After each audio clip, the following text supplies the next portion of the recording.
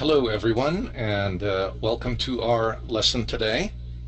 Let's go ahead and get started. And as usual, I will recommend for you to always take a moment to pause the lesson and read the disclaimer. All right, today on our agenda, we have three interesting things that we're going to be talking about. First and foremost, we're going to begin a detailed discussion on the other time frame trader. We've talked in the past about the day time frame trader and their preferences and the nature of their activities and how to identify it. And today we are going to take a close look at the other time frame trader, their activities, and how they influence the market. And certainly they are an important part and player in the market. We are then going to talk a little bit about initiative and responsive activity in the market. And we will conclude our discussions today with a look at footprint charts. All right. Before I begin talking about the other time frame trader, let me just review with you the short term or the short time or the daytime frame trader once again to remind you of the distinction between the two. As we've discussed in the past, there are really two key players in the market that we have to keep our eyes on. And if we can determine which of them is really in control of the market, it really helps us as traders to make our trading decisions. So the one that we've talked about in the past has been the day time frame trader or the short-term trader. And we identified that their characteristic behavior is they love to be in the value area of the market. They love to trade around fair price.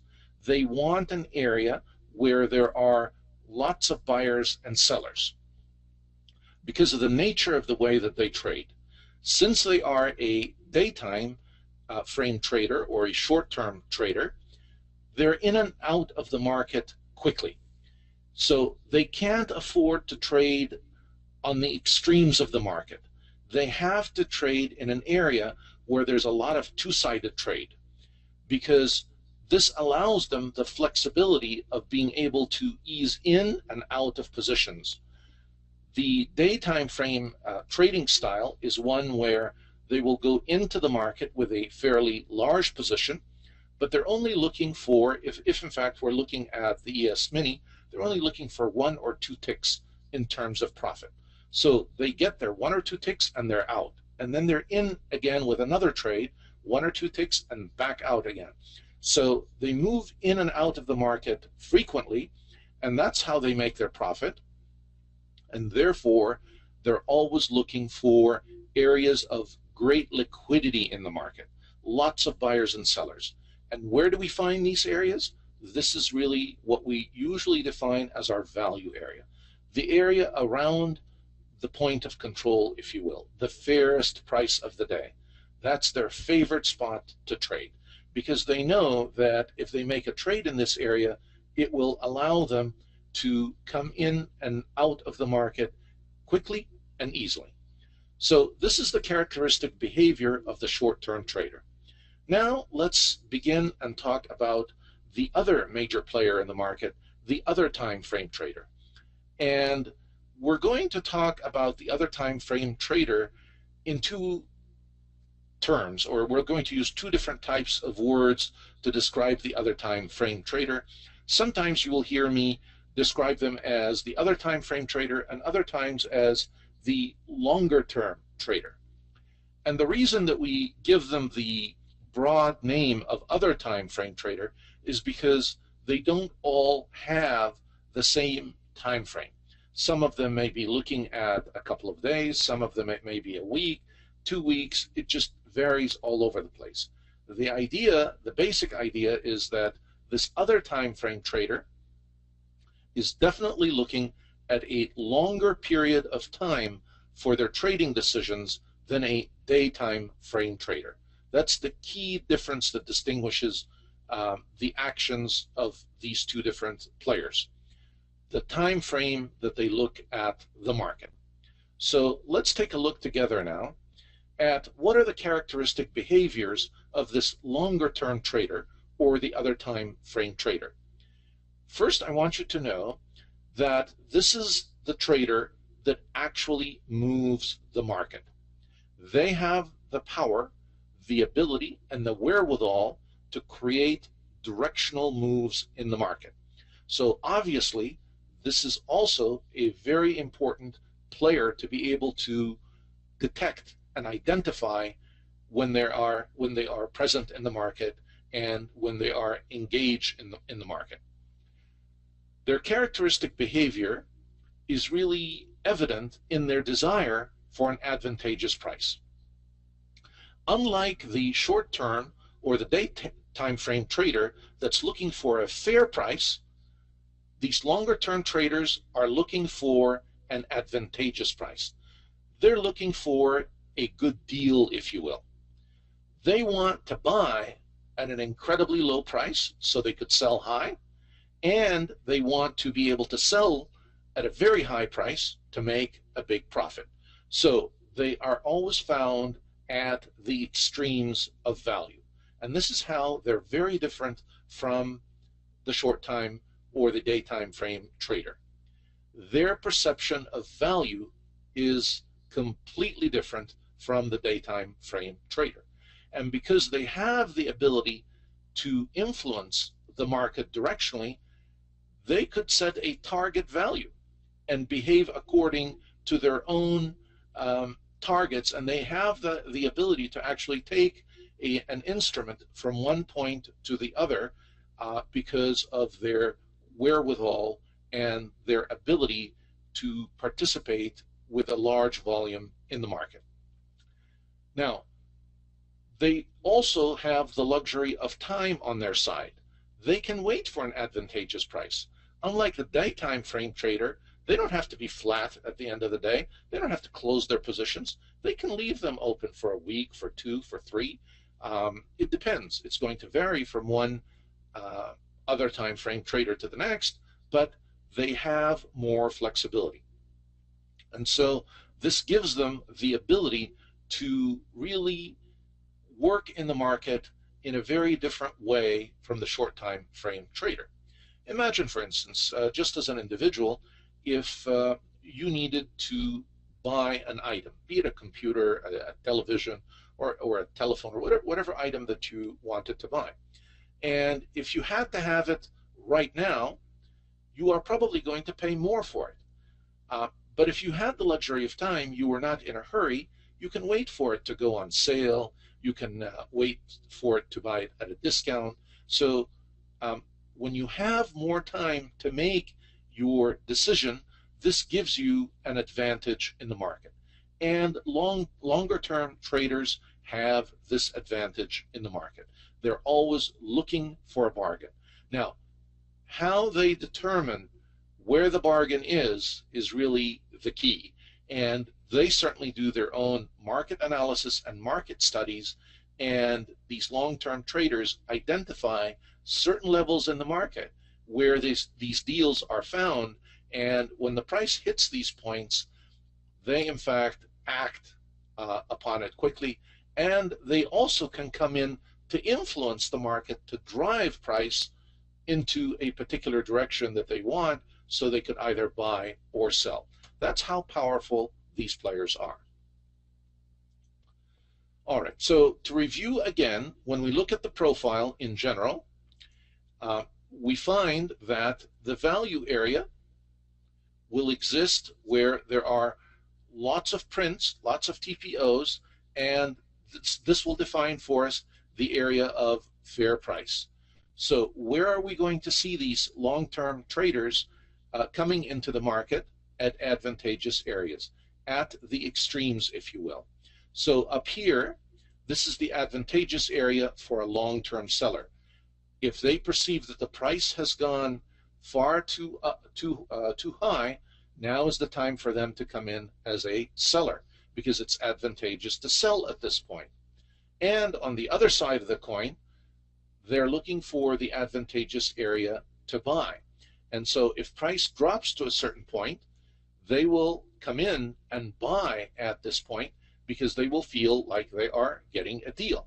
So they're always looking for these advantageous areas in the market. And based on our prior discussions, we know that we can identify this always based on where the value area is. If prices are outside the value area, then we know that these are the areas that are going to attract the attention of these long-term or other time frame buyers and sellers. So their objective really, for the long-term buyer, the objective is to buy low, and the longer-term seller, the objective is to sell high. They always want this advantage. They don't care about fair price. They want to get the best deal possible in the market. Now, do long-term buyers and sellers ever really interact and deal with one another in the market? Interestingly enough, since the long-term buyers and sellers have different objectives, they're often not trading with each other at the same price at the same time. Each of them, unlike the short-term trader and the short-term seller, where both of them want to be able to get in and out quickly, see, they have a common objective, so we see them both trading around fair price. These other players have different objectives. One of them wants to be able to sell very high, and the other wants to be able to buy very low. And so we will not often see them transacting with one another in the market. However, there are times when, in fact, they will transact with one another, and I will show you some of those instances. The same price can't always be advantageous for both at the same time. So let's review the characteristics of an advantageous price or advantageous prices. These are prices where the market spends very little time. So when the market gets to these points, you will often see price move very rapidly in one direction or the other. Also, at these extremes or advantageous prices, we will always find that we are going to be outside the value area. We are either going to be above it or below it. So by definition, if prices are within the value area, they're obviously not advantageous. You either have to be below value or above value to create an advantageous price. Another characteristic of these advantageous prices is they're always or frequently going to be accompanied by low volume. Why is that? Because the short-term trader is not really going to be trading at these extremes. And remember, we talked about that before. They're going to limit their activity to the fair price area. So the minute prices start to move away from fair value and away from the value area, they're going to shy away. And so this is when the longer term player comes into the picture, and usually they're able to move the prices very quickly in one direction or another with a fairly low volume, because there simply isn't the two-sided trade that takes place, the level of two-sided trade that takes place when we are within the value area or around fair price. So advantageous prices are low volume at rejected excess price levels. So in other words, they exist at the extremes of our profile. All right, just as we asked this question before when we talked about the short-term traders, how do we know that it is in fact the longer-term trader that is active at advantageous prices? Why isn't it the short-term trader? How do we know that this in fact really holds true? And the answer is quite simple. Only traders who don't have to trade today can take a chance on making their trades in an area where the market does not spend much time. it is very risky for a daytime frame trader to start engaging in the market at the extremes, because they could really get caught, and if the market moves directionally against them, they're going to be facing huge losses. And remember, these short-term frame traders are trading large positions, and so when the market goes against them, the losses can be hefty. So you have to appreciate the fact that to manage their risks, short-term or daytime frame traders always like to trade in the value area. They want volume. They want the crowd. They don't want to be out there on a limb all by themselves in an area where there isn't a lot of activity. It takes someone very bold to come in and participate in that area of the market. All right, let's take a look at these three profiles for three consecutive days, and let's see if we can in fact identify the behavior of the long-term or the longer-term trader on these profiles. First of all, let's take a look at this buying tail here in period G. The first thing that we notice is period G popped out of the value area. You see the low of the value area for the day here. Right here, this was the low for the day. And prices started to move lower. So what happens?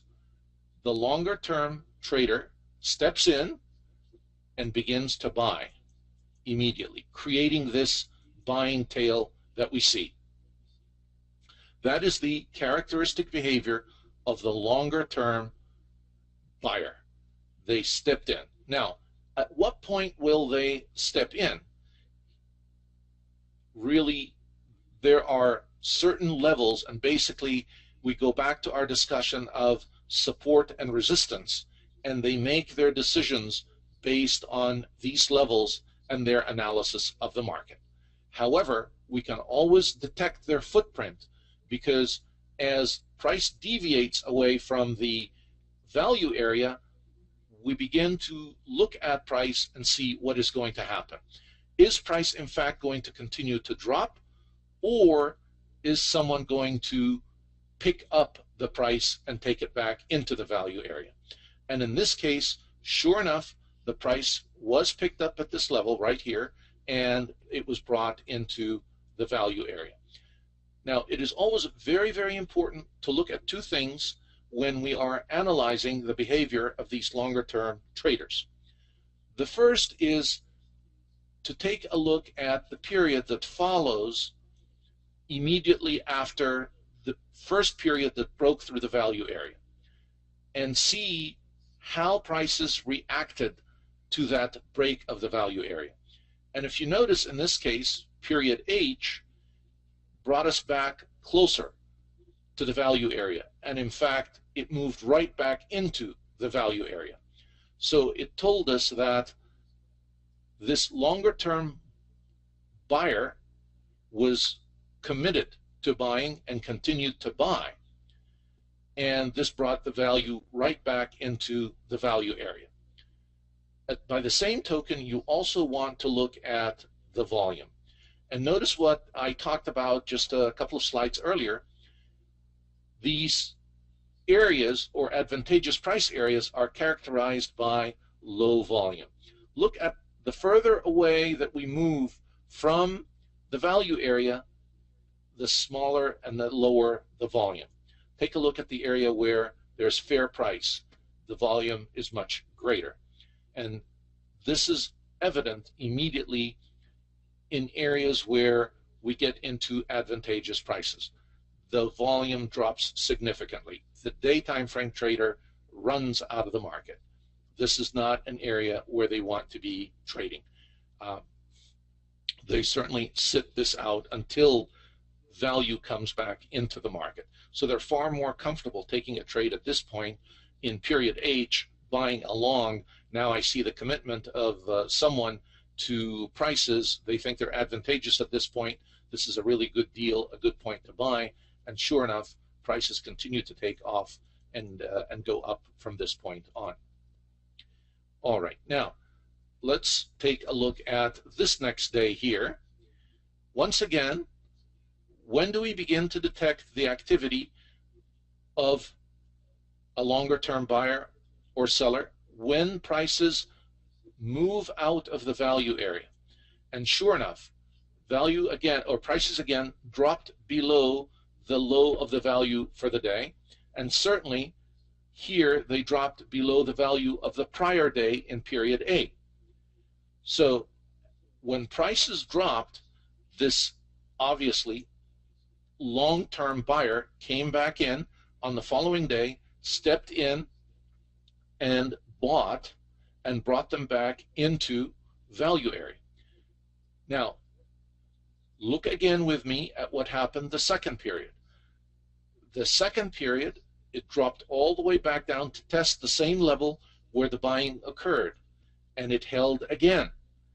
And from that point on, prices continued to the upside, because obviously there was a long-term buyer that was committed at these levels that really perceived them to be a bargain. So every time they came down to this area, they were ready to buy.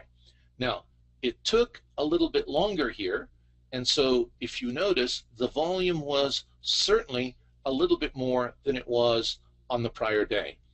Now, why did it take a little bit longer?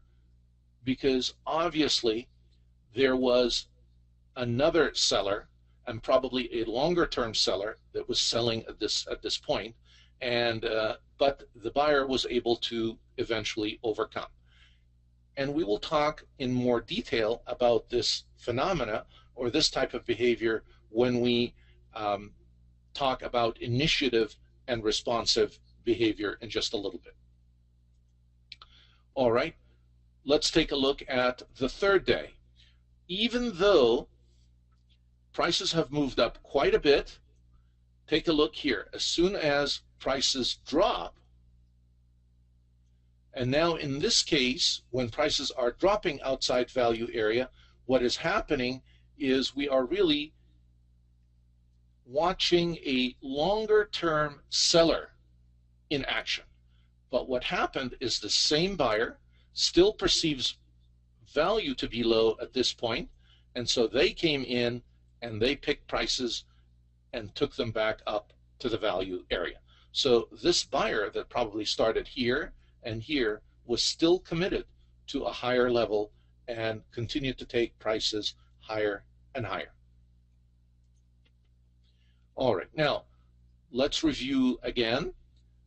Whenever we see these tails that define for us the advantageous price areas, we're going to find that they're going to be accompanied by low volume. And once again here, low volume.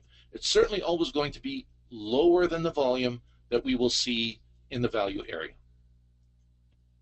And no different here, once again, even though technically in this case this is a selling tail, if you will. It started selling below value, and then somebody picked it up here, made it a buying tail. It still was an advantageous price outside value, and the volume was fairly low.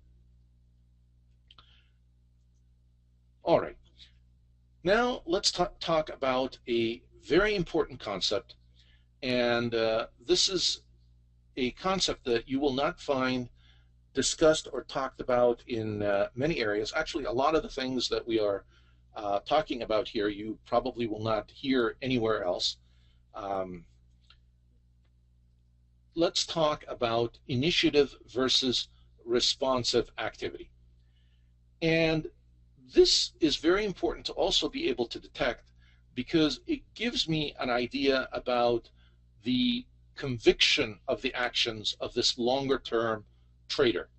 We've already identified that this longer term trader is a very important player and is someone that we really have to learn to detect their footprints in the market or their behavior and action in the market. And we now know that it's easy for us to detect when they're there. Just look at these buying and selling tails and low volume area. Anytime we're outside the value area, we're at an advantageous price, and this long-term trader is going to step in. But what we want to get at now, which is sort of the nuance of all this, is how committed are these guys? Are they really going to move the market in a specific direction, or are they just sort of picking up a little bit here and there? They really don't perceive it to be a great bargain, but just a slightly advantageous price. And this is what helps us to determine this, by identifying whether their behavior is initiative or responsive. So identifying whether the long-term traders are acting on their own initiative or responding to an opportune price is very important.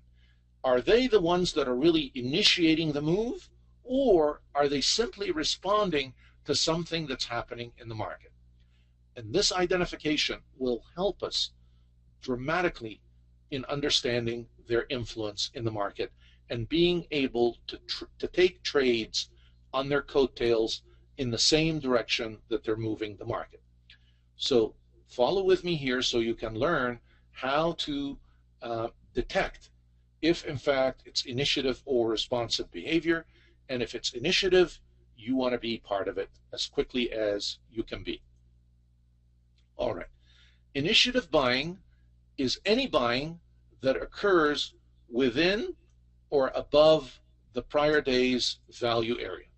So by definition, we are going to have initiative buying if the buying is beginning to occur above the value area of the prior day. And the corollary, or the opposite of that, initiative selling is any selling that is going to occur within or below the prior day's value area. All right, so we've already identified how we're going to determine initiative selling and initiative buying the minute it begins to take place outside the value areas. Now, initiative activity is important to identify because it gives us an idea about the conviction on the part of the longer-term trader. Remember what we talked about a little bit earlier, how these longer-term players are very powerful and they're able to move markets directionally.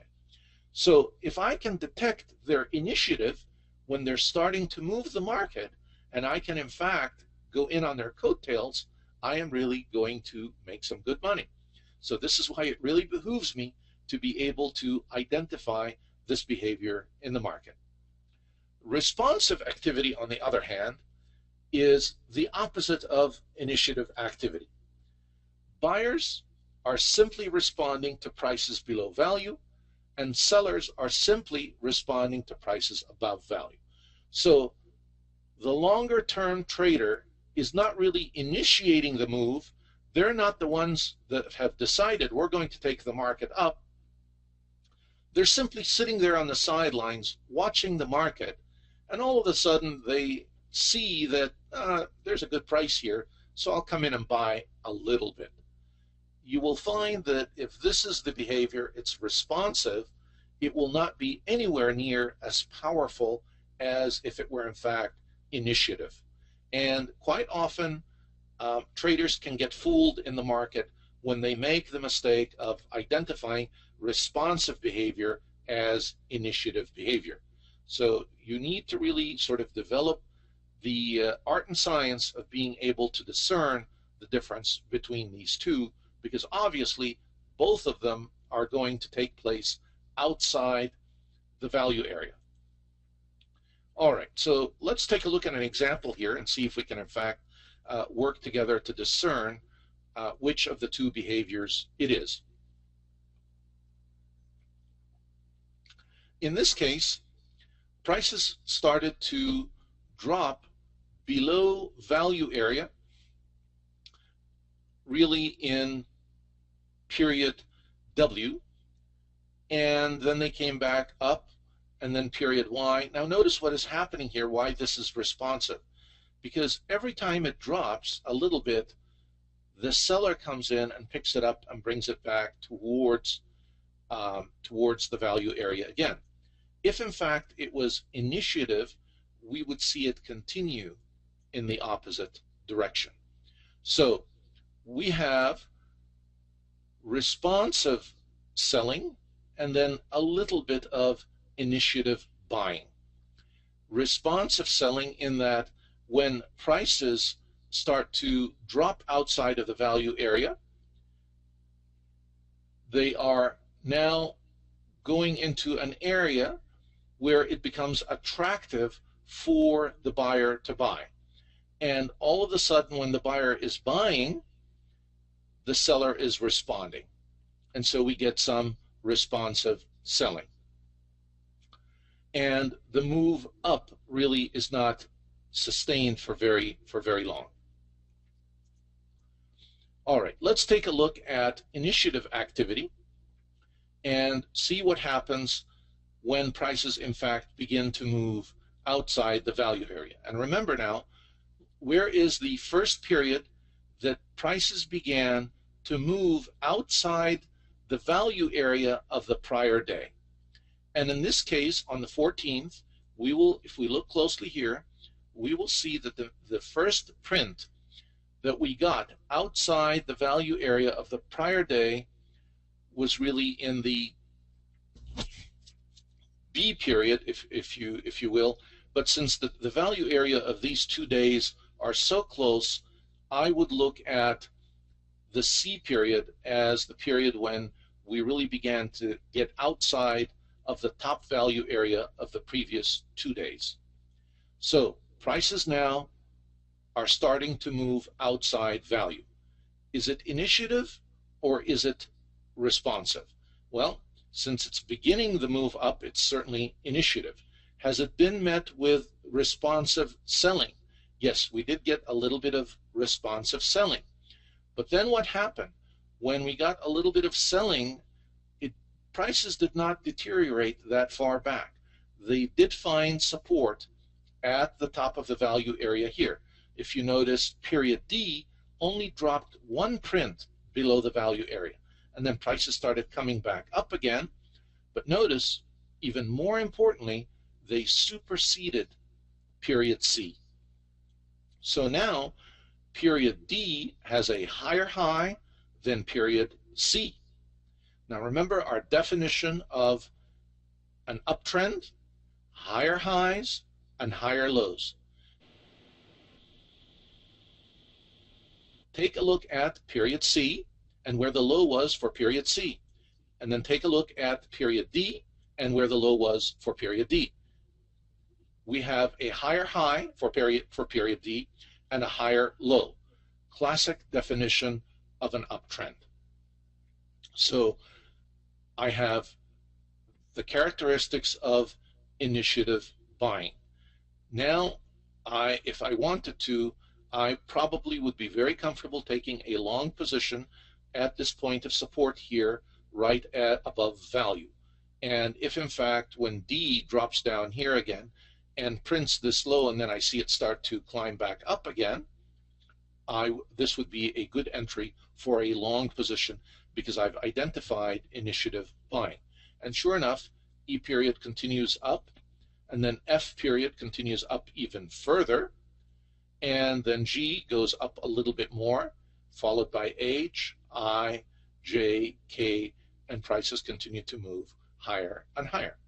So you see, initiative buying is followed by more and more buying in that direction. And value then begins to also expand. The range of value expands beyond the old range. These are the characteristics of initiative buying, and this is when I would want to be a buyer. If in fact this initiative buying would have been met with strong responsive selling, it would have brought value right back into the value area. It did not happen in this case, so that's why prices continued to move up. All right, now let's take a look at initiative selling and what happened here.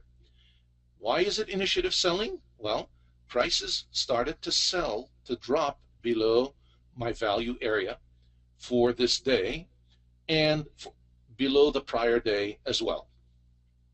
So now, as prices are dropping, what do we see happening?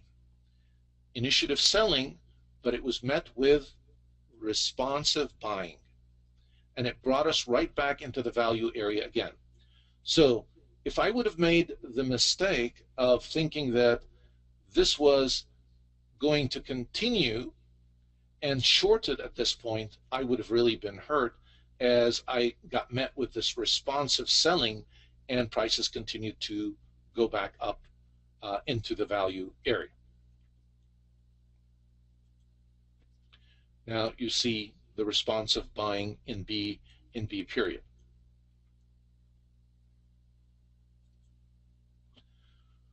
All right, let's take a look at some more examples. First of all, we have initiative buying here that begins in period C above the value area of the prior day. And what happens again? Prices continue higher and higher. Let's take a look at this particular day. When did our initiative buying start to take place? The initiative buying actually started to take place when prices were above the value area of the prior day. So at A print, at this point, we were above the value area and prices started to move up quite a bit. And then let's take a look at what happened in B period. B period came back down, tested the same level of support, and sure enough, it held.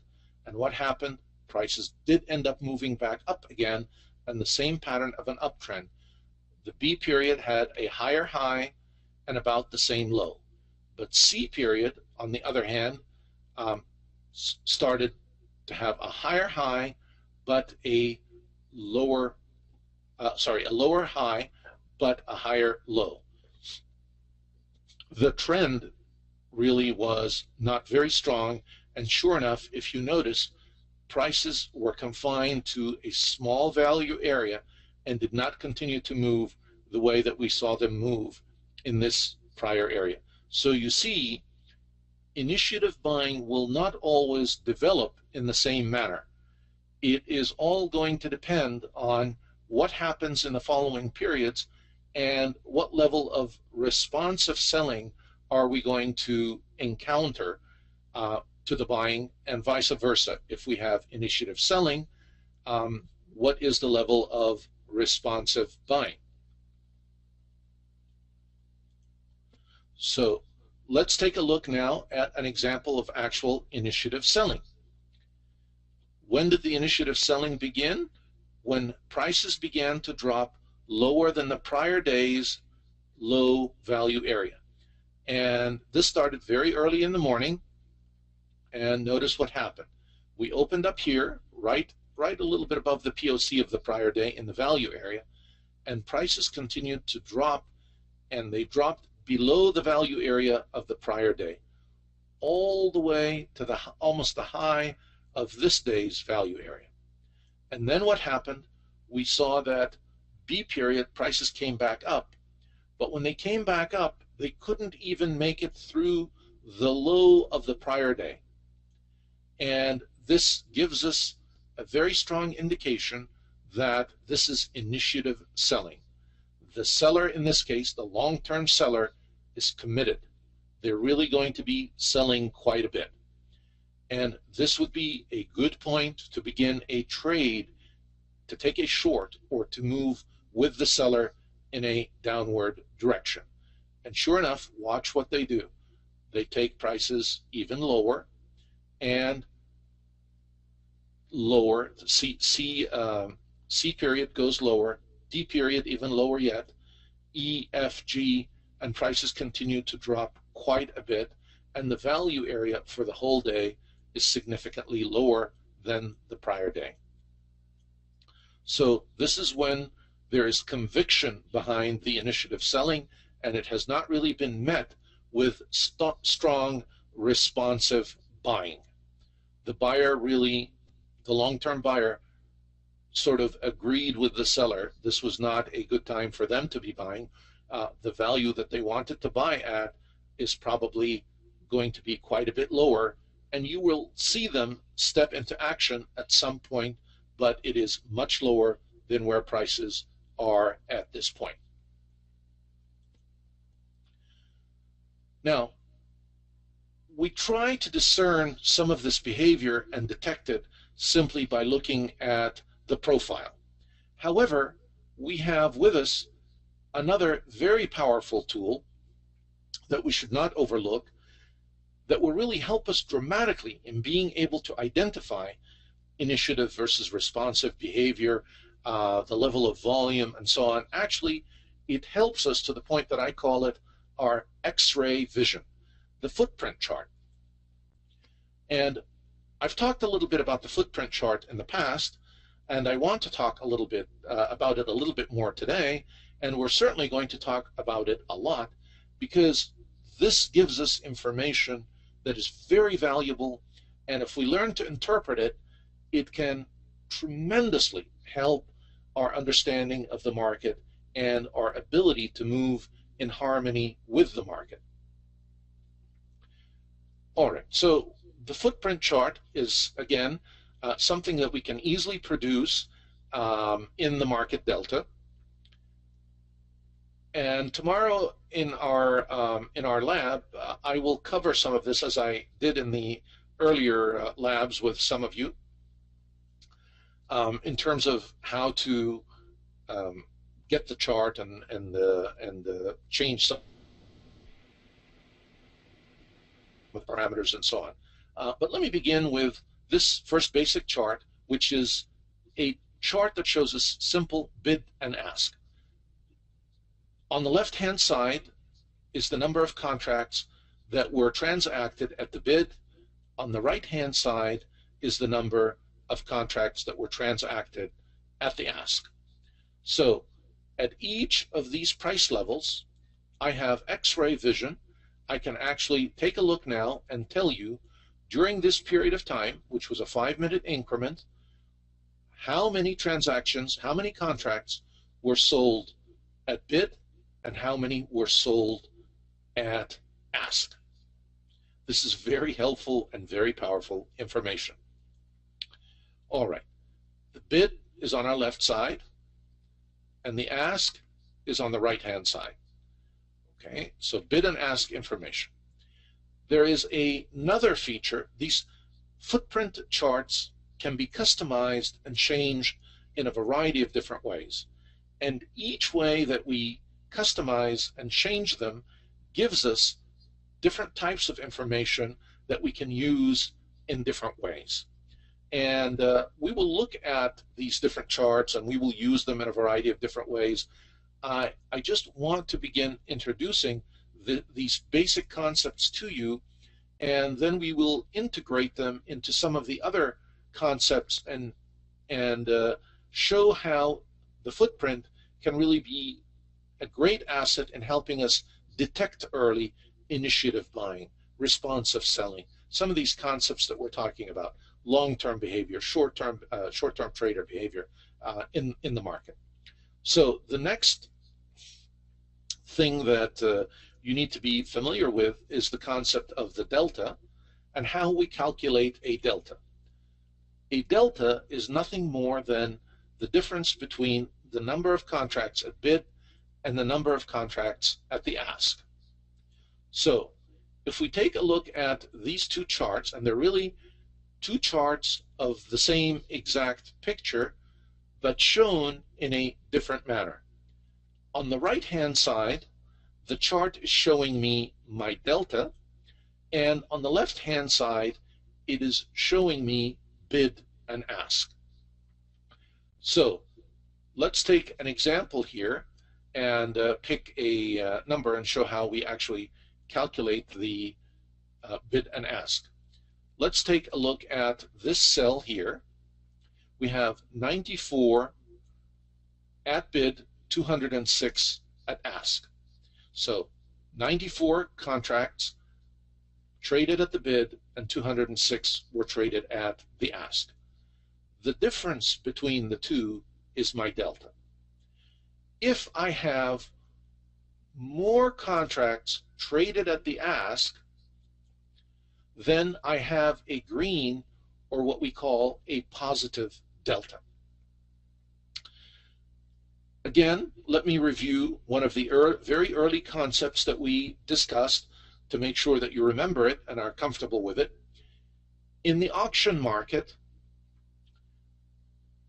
if transactions are taking place more at the bid, this is indicative of a more aggressive seller. If transactions or more transactions are taking place at the ask, this is indicative of a more aggressive buyer.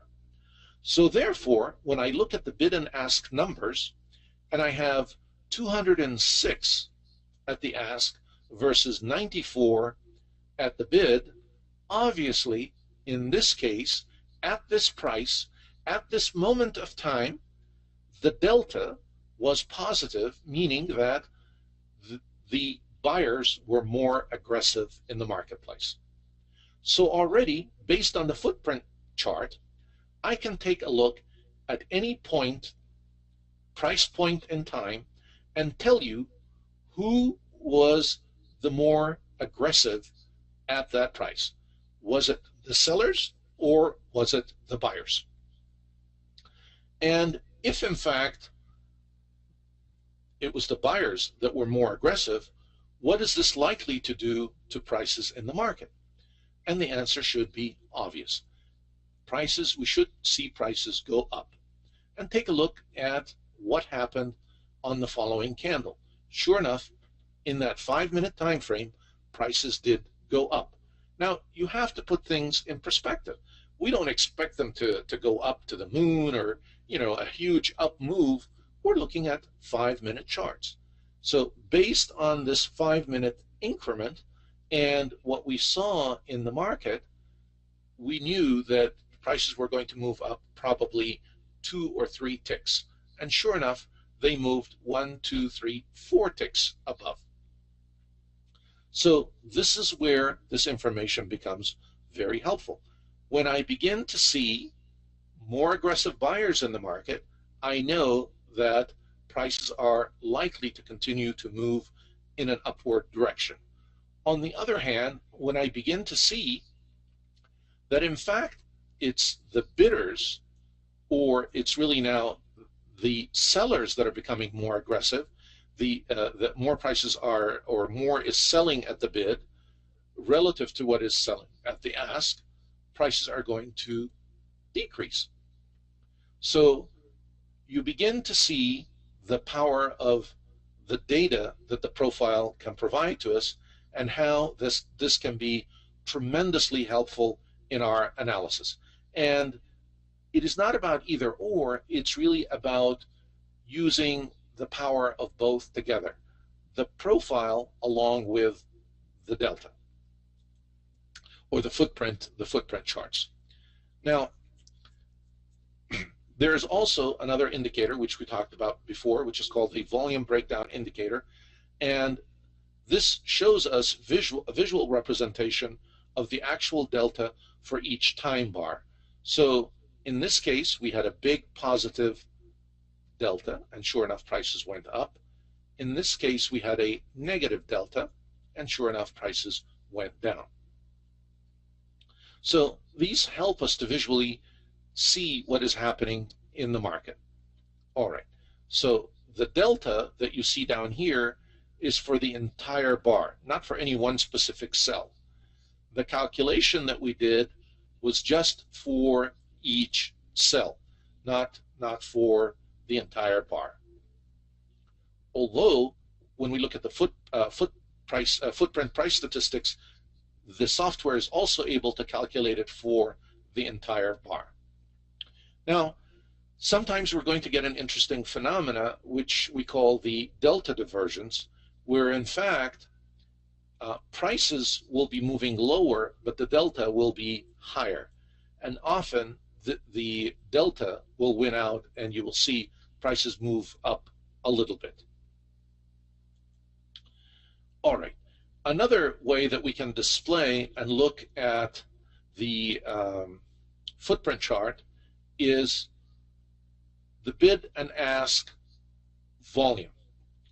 And in this case, what we wanted to highlight rather than the delta is the total volume at each price and highlight it with a color. So if the volume was positive, it would give us a green. If the volume was negative, it would be red. And the purpose here is it'll highlight for us which volume was predominant in the bar. So in looking at this particular bar, selling was certainly dominant. And the next question we want to look at is, where was the biggest volume? Was it at the top or at the bottom of the bar or in the middle? And if it is in the middle, then we know that we have two extremes, and we want to sort of see where the middle of the next bar is going to be. Is it going to be above the prior, basically the value area for the bar, or is it going to be below it? As the value area starts to move up, prices will move up.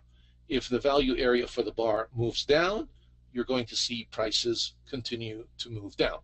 So you will see now a wide variety of ways that we can use and display these footprint charts. The nice thing about being able to take a look at volume footprints like this is it can also show us points where volume starts to dry up. These are, in essence, the extremes in this time period. And notice how we're getting zeros. No bidding at all, just some people picking up, buying at the ask. So volume is drying up at this price level up here. But we're getting more volume at the lower prices of the range. This is indicative of value moving lower in the market. Now, another way that we could look at the footprint is to completely do away with bid and ask and just look at pure volume numbers. And notice what the software does for us. It gives us different shading for different levels of volume. The greater the volume, the darker the color. So this is showing me where the greatest participation of traders is in this bar. At what price? Are they buying at the high of the bar, or are they transacting at the highs, or are they transacting as the low? Where is market facilitating trade? Is it on the upper end of the range or the lower end of the range? When I am able to see a picture of this, I am able to discern whether in fact prices are going to be moving up or moving down. Where is the volume? Watch the volume. Where is the volume in the range? Now, in this case, this is a period really of very low volume, and you can see that down here on the volume chart. So we're not looking at anything of great significance. Now, we can also do bid-ask volume shading. So in this case, we don't want it to tell us was it buying or selling volume. We just want to see the magnitude and the level of volume. But instead of showing us just one number for the entire volume at that price level, I still want to see the bid and ask, but now in terms of representation of the magnitude of volume. I'm interested in looking at which way is volume moving. Are they moving again upward or downward in terms of trading volume? All right, last but not least, we also have a footprint profile that we can actually create using our footprint charts. And this is a visual representation that is the same as our actual profile that we look at with the TPOs. but instead of TPOs, the footprint chart shows it to us with just bars. So it's the same thing. You see where the value area is, and in this case, because this is really, again, a very short time frame, we don't get a good picture of the profile, but on the next slide, we should get a more representative picture of what a profile would look like. Again, as with every profile, and you will see this in every single candle, every single time frame. Now, on this chart, we went to a higher time frame, a 30-minute time frame, so it's a more representative profile. Look here again as to what is happening. The extremes, low volume, whether it's at the bottom or the top, and the value area is in the middle of each of these time periods. So each of these bars that you're looking at is a column of TPOs on the actual profile chart. So you're actually able to see a profile of the profile, if you will, or a profile within the profile. And take a look at how volume and value is moving in this case. It is not hard to see from this footprint chart that value is moving lower. Take a look at this, lower. And again, here we started to get a little bit different picture. We're getting what we call a double distribution. We haven't talked about that yet, but we certainly will, where we have two areas of value in this particular time frame or in this period. But you can see the many uses and the versatility of this footprint capability that we have in Market Delta. And in our lab, again, as we did in the previous labs, we are going to talk about how to generate and customize many of these charts so we can begin using them and applying them in our trading. I have just a quick snippet here of a little video that I will share with you to show you how we can work with both in tandem. On the right-hand side, we have our profile chart, and on the left-hand side, we have our footprint chart. This column represents 30 minutes, and this column also represents the beginning of 30 minutes. So what you really see here are period C and period B right before it. And I just wanted to give you a visual of how the two work in tandem together. So take a look at the video.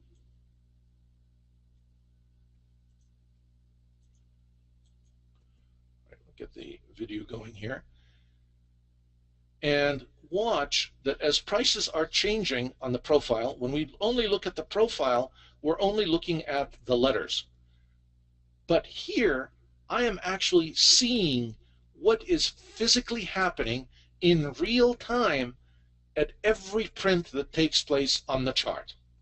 Now, I'm going to draw a horizontal line here at this support level that we have on the profile chart, because it's the low value area of the prior day, and immediately this gives us a recognition that this is a point of support. We want to see what's going to happen as prices approach this point.